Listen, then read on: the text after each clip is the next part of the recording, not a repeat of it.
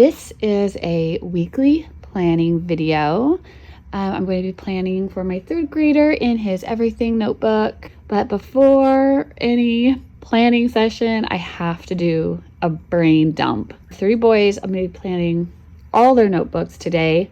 But for the sake of time, I'm just going to show you my third graders. If you're not familiar with my everything notebooks, I have several versions of them, and I will link them in the description box. You can see them on the website, and this video will help you get a better idea for when I'm talking about them, what they are.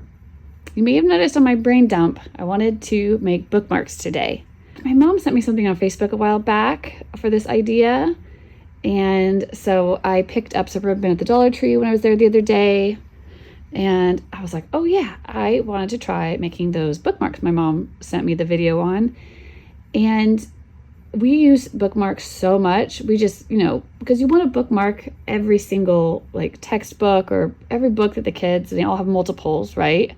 I feel like we're always losing bookmarks. I feel like they're always slipping out. I'm always finding them, picking them up off the floor, but they're always losing the bookmarks.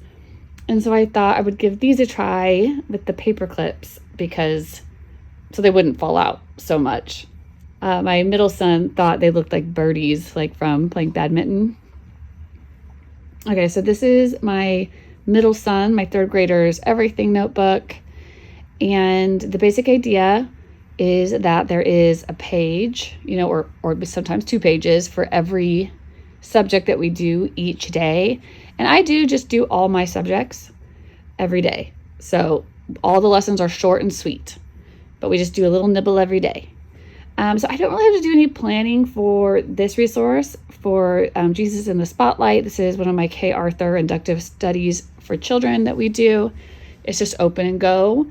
So every morning, this is our first subject we do together, and I really don't have to plan for it. I just write. So I just wrote the date in on that day.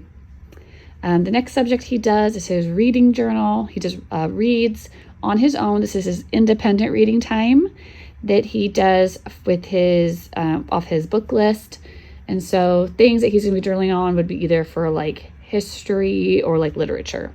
So it does lessons with me, McGuffey lessons. We're just doing a normal reading lesson using that reader every day. So that the McGuffey reader is his instructional level, and the things that he reads for social studies and literature are not quite as advanced probably as what the McGuffey is. I don't want that to be difficult because I want him to be able to do that on his own and not need help with it.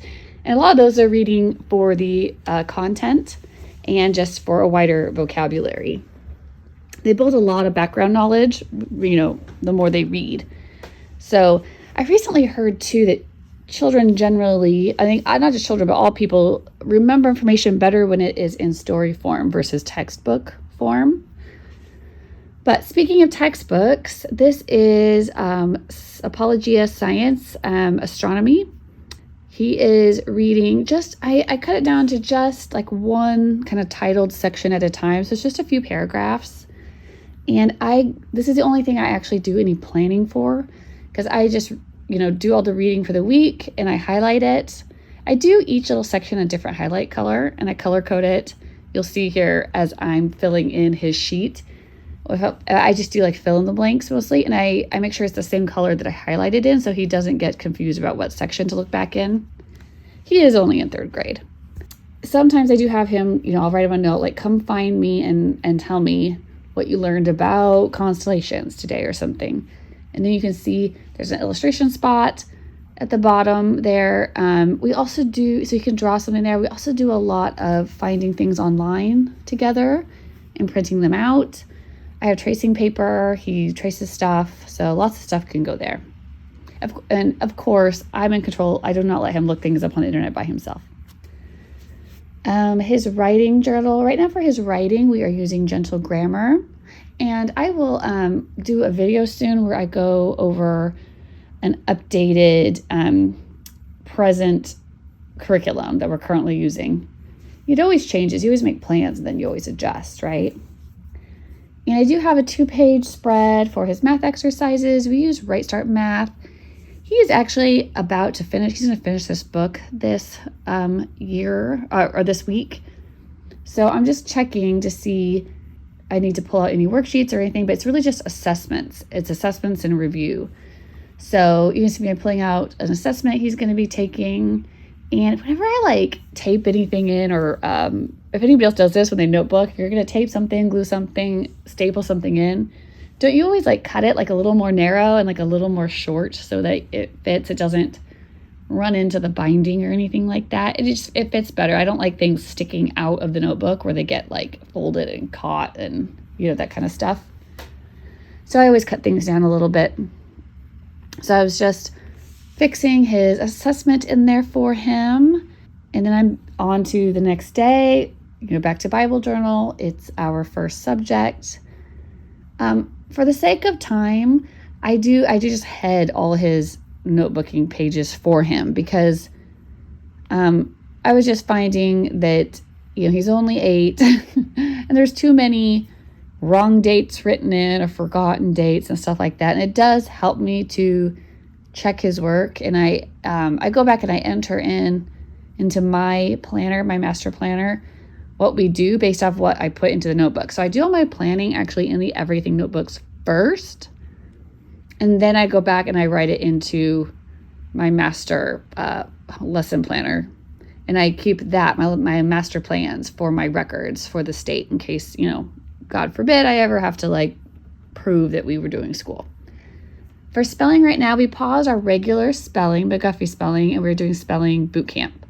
Again, this is just another open and go resource, so I have no planning to do. I did recently do a video where I talked more about my spelling boot camp, and I'll link that in the description box for you. Yep, math. I do like Right Start Math, but it does require, it's not individual at all. It does require parent involvement if anyone's curious about Right Start. And that's the only drawback, is that it just seems to me a little time consuming when I'm juggling 3 kids, right? But speaking of math, I know that, if you're an RC person, like I started out as, Robinson recommends doing math first because it just takes, it's the hardest subject probably, right, for a lot of people. And the reason for his, I actually put it as his last subject, really just came down to the fact that Right Start Math required my participation, and it was just, I have to actually deal with my kindergartner. I like to deal with him first and get him through his subjects first so he can just be done and be off playing. So he's not waiting around for me, and I'm not, it just caused too much conflict to have him. He doesn't need to be in here as long. Anyways, you know what I'm saying. So my reading journal, he's reading Heidi right now, which is on the RC book list, but he's actually reading it out of the Easy Peasy third reader, which is nice. You can see, I don't know if you can see on the right-hand side there are comprehension questions and stuff. I wanted my pages to be something that I could apply to anything. But the Easy Peasy reader does have little questions with it, and it has little vocab words for each daily reading, which is nice. So we've been doing those together as well when he does his independent reading. And Heidi is, it was originally written in German. It's set in Switzerland, right? I think it's about 140 years ago. And so it counts as social studies, and literature. We're learning about other cultures and stuff. We learned about hobnailed boots and what those were, which was a little tidbit from the Easy Peasy reader itself. So that was nice. The science journal I'm writing in here. Sometimes there's an activity and we just do the activity. And so there's, we just will have him do whatever it says in the book to do that day for his activity. And then he can come back and draw a picture usually or something in the illustration space. One of the things that's really helped me by using the everything notebooks and these pages is I've made them as open-ended as I could so that they could be used with any book, right? Any resource. And it also, by limiting my space, how much space I have here. Have you ever heard of that, if you're organizing your house? I got this from the Minimal Mom. And she would say to let your, I can't think, like container, your container be the guide for how much stuff that you have. So if you're cleaning out your bathroom drawer, right, it's your bathroom, it's just you can only keep as much stuff as will actually fit in your drawers, Or if you have like one box for your Christmas ornaments, you're like, I am only allowing myself to have one box worth of Christmas ornaments. You have to make those decisions about what stays in and what goes. I'm applying that concept to simplifying our homeschool and simplifying our daily work. I was just finding us spending too much time in school. And it's mostly just because I was trying to have the kids do too much.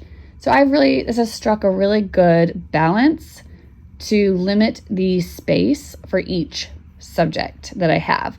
Things like math, you saw math had a double, like 2 pages, right? Because a lot of times you're teaching and talking, so you might be writing and stuff, and then they have more space where they can actually do their daily work and stuff like that. So yeah, that's really helpful. And I apply that to school supplies, right? Like you only can have as many school supplies as fit in, these set containers, or I can only have as many books as fits on these shelves, right? So it makes you be really discriminating in your decision making, which is a good thing to do, in my opinion. The less stuff you have, the less decisions you have to make, the less visual triggers you have. Like, oh yeah, there's that book. I still haven't done that. Like, me personally, I really need to give myself those guardrails. Otherwise, my homeschool can just get too, I just get lost in it. You know what I mean? Okay, listen up. So this is the giveaway part. If you saw in the title, I don't know if you guys saw, but we passed 1,000 subscribers. Thank you so much for being here. I love being here with you. So I'm going to let you guys pick a number between 1 and 50. Leave it in the comments. Whoever picks the number that I picked or closest to can pick anything from the Etsy shop, and I will send that to you. And thank you so much. Happy homeschooling.